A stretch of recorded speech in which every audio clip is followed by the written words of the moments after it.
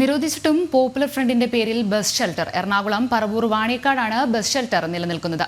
നിരോധിത സംഘടനയുടെ പേര് പ്രദർശിപ്പിക്കാൻ പാടില്ല എന്നിരിക്കെയാണ് ഇത്തരത്തിലൊരു സംഭവം ഉണ്ടായിരിക്കുന്നത്. നമ്മൾ കുറച്ച് മുൻപേ തന്നെ ഈ ഒരു വിഷയത്തിൽ നമ്മൾ സംസാരിച്ചതെന്നാണ്. വീണ്ടും ആ വാർത്തയിലേക്ക് എത്തുക തന്നെയാണ്. കാരണം അത്രമേൽ ഇമ്പോർട്ടൻ്റ് ആയിട്ടുള്ള കാര്യങ്ങൾ തന്നെയാണ്. ഒരു നിരോധിത സംഘടനയായിട്ട് കൂടി വേണ്ട രീതിയിൽ ഗ്രാമപ്രദേശങ്ങളിൽ ഉൾപ്പെടെ ഒരു നല്ല രീതിയിൽ ഇവർക്ക് പിടിച്ചു നിൽക്കാൻ സാധിക്കുന്നുണ്ട്. യുവജന സംഘടനകളെ അല്ലെങ്കിൽ യുവാക്കളെ കൂടുതലായിട്ട് ഇതിലേക്ക് എത്തിക്കുന്നു. അത്തരം കാര്യങ്ങളിൽ നിരോധിത സംഘടനയായിട്ട് പോലും ഇത്തരത്തിലൊരു ബസ് ഷെൽട്ടർ ആളുകൾ വളരെയധികം ശ്രദ്ധിക്കുന്ന ആളുകൾ സ്ഥിരം വന്നു പോകുന്ന സ്ഥലങ്ങളിൽ ഇവരുടെ പ്രദർശനം അല്ലെങ്കിൽ ഇവരുടെ ഒരു സാമീപ്യം കൂടുതലായിട്ട് വരുന്നത് നമ്മൾ കൂടുതലും ചർച്ച ചെയ്യേണ്ടതാണ്. ഒപ്പം തന്നെ ഒരു നമ്മുടെ സുരക്ഷയെ എത്രത്തോളം ബാധിക്കുന്നുണ്ട് എന്നുകൂടി നമ്മൾ ഈ സമയത്ത് മനസ്സിലാക്കണം. കൂടുതൽ വിവരങ്ങൾ നൽകാനായി അഖിൽ പാലൂട്ടുമടം ചേരുന്നുണ്ട്. അഖിൽ, എന്തൊക്കെയാണ് വിശദാംശങ്ങൾ?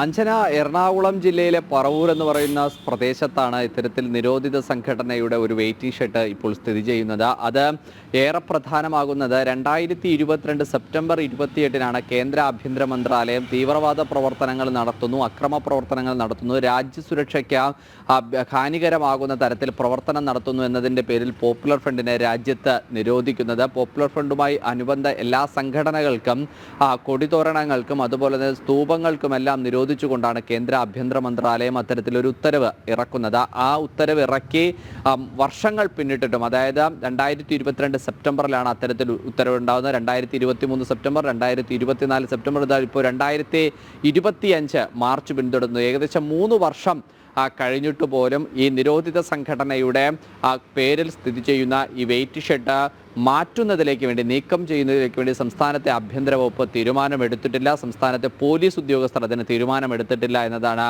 ഏറെ ശ്രദ്ധേയമായിട്ടുള്ള കാര്യം. കാരണം കൊടിതോരണങ്ങൾ അടക്കം, കൊടിക്കടക്കം നിരോധനമുണ്ടായ ഒരു സംഘടനയുടെ പേരിലാണ് ആ കൊടിയടക്കം പ്രദർശിപ്പിച്ചുകൊണ്ടുള്ള ഇത്തരത്തിലൊരു വെയിറ്റ് ഷെഡ് സ്ഥിതി ചെയ്യുന്നത്. അത് ഏറ്റവും പ്രധാനപ്പെട്ടത് ഈ 2018-ലാണ് ഈ വെയിറ്റിംഗ് ഷെഡ് ഇവിടെ പ്രവർത്തനം ആരംഭിക്കുന്നത്. അതായത് പോപ്പുലർ ഫ്രണ്ട് സംഘടനയുടെ ഡേയുടെ ഭാഗമായിട്ടാണ് ഇത്തരത്തിലൊരു വെയിറ്റിംഗ് ഷെഡ് അവിടെ സ്ഥാപിക്കപ്പെടുന്നത്. അതിനുശേഷം 2018 സ്ഥാപിക്കുന്നു. അപ്പോൾ ഏകദേശം ഒരു 8-9 വർഷമായി ആ വെയിറ്റിംഗ് ഷെഡ് അവിടെ സ്ഥിതി ചെയ്യുകയാണ്. അപ്പോൾ അത്രയും പരിചിതമായ ഒരു വെയിറ്റിംഗ് ഷെഡാണ് ആൾക്കാർക്കിടയിൽ ആൾക്കാർക്കും നാട്ടുകാർക്കും എല്ലാവർക്കും പരിചിതമായ ഒരു സ്ഥലത്ത് സ്ഥിതി ചെയ്യുന്ന വെയിറ്റിംഗ് ഷെഡ് മാറ്റുന്നതിലേക്ക് വേണ്ടി ഒരു തീരുമാനം പോലീസ് എടുക്കുന്നില്ല എന്നുള്ളതാണ് അഞ്ജന ഏറെ ശ്രദ്ധേയമായ കാര്യം.